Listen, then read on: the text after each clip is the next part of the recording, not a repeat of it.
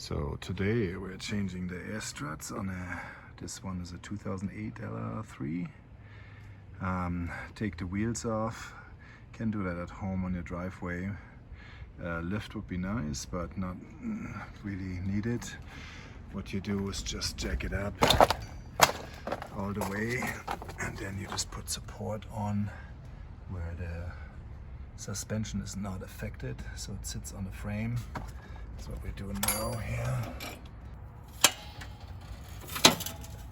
So, okay. So now it sits on the frame. We leave this one on as a support, also tire underneath the car just for safety. And then this is the air strut. As you can tell, there's some wear and tear, and those seals, they just gonna fail after a while. And yeah, so it's one bolt down there, and then 3 up here, 1, 2, 3, and then you see in green there's the airline. Yeah, so the replacement struts look like that. They're like $150 a piece. It's not too bad, and that's how it sits. It's like 1, 2, 3. And then here's the airline with new fittings and whatnot. And we're gonna get to it. So we want to depressurize the system, which means the front valve body sits on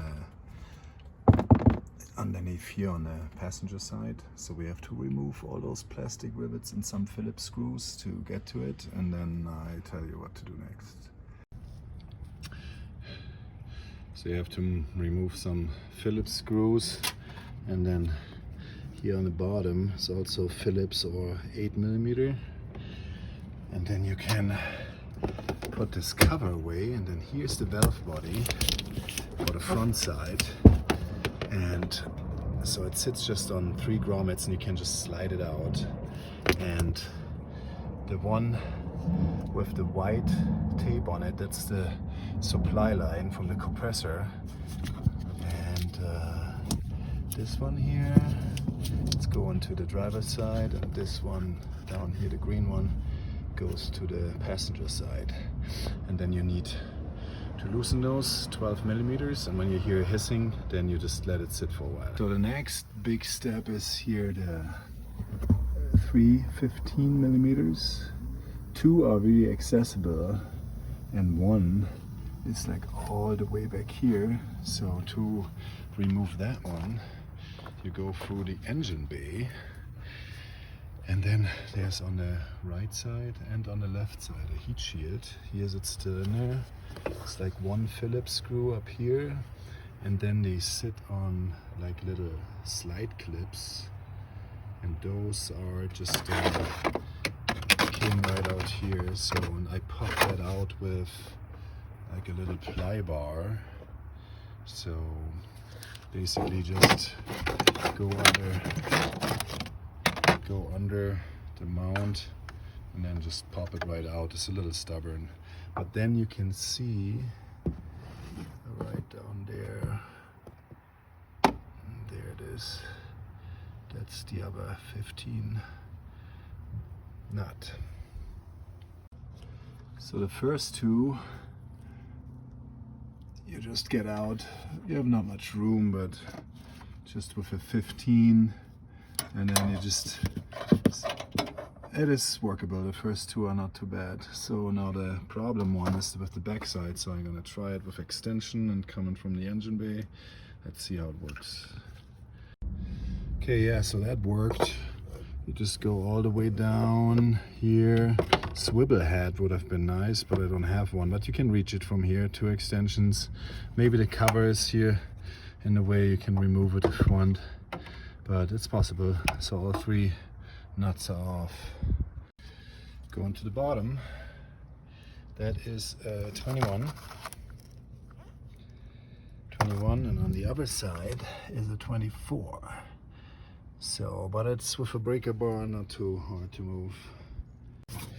So the only thing that holds down the shock now is that bolt. So when I pull it, it's gonna drop out. So I have to I use an old battery, use something to catch that weight, because the pneumatic line is still connected and you don't wanna mess with that. So if that one rips or tears, then you're in trouble. So be careful.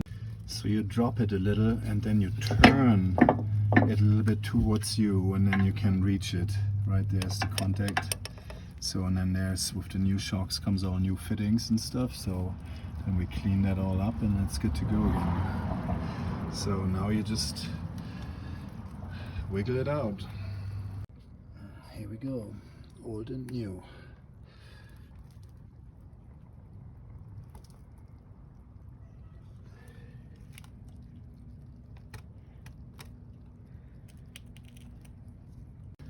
So that was really hard and a challenge to get this line back on. It's kind of like pre-shaped in an S, and then you have to align the brass nut to the shock. What I did was I just got to the valve body, and here goes the airline, goes up there, and then there's two zip ties, and I just basically gave it a little bit more slack to come out of here. And then I just I lowered the shock a little bit, turned it towards me, and then I was able to hand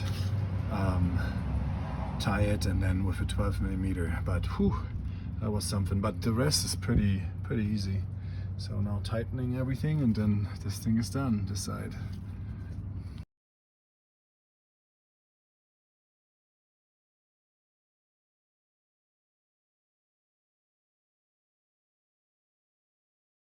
So passenger side as well was even faster, but I have to admit the pneumatic line is the key. Man, it's hard and tedious to get it in. Then you put back the heat shields on both sides. Don't forget to tighten the valve body again, and assembling, good to go. Good luck.